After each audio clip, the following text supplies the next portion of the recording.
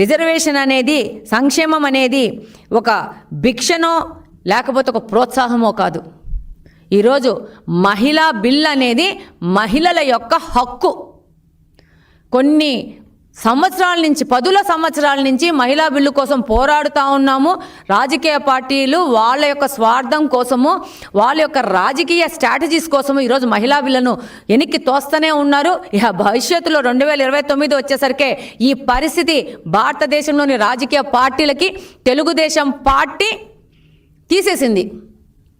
వాళ్ళు compulsory 33% reservation ఇస్తూ ముందుకు పోవాల్సిన గడ్డు పరిస్థితి. అది ఎంత నేషనల్ పార్టీ అయినా, ఎంత ప్రాంతీయ పార్టీ అయినా ఈరోజు పోవాల్సిన పరిస్థితి ఉంది.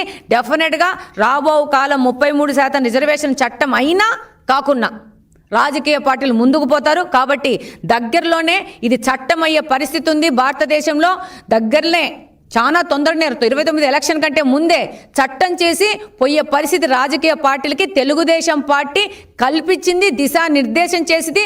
ప్రతి ఒక్క పార్టీ భారతదేశంలో తెలుగుదేశం పార్టీ అడుగుజాడలో నడుస్తూ 33% రిజర్వేషన్ చట్టం అయినా కాకుండా ఇవ్వాల్సిన పరిస్థితి తెలుగుదేశం పార్టీ ఇచ్చిందని ఈ సందర్భంగా తెలియజేసుకుంటున్నాను.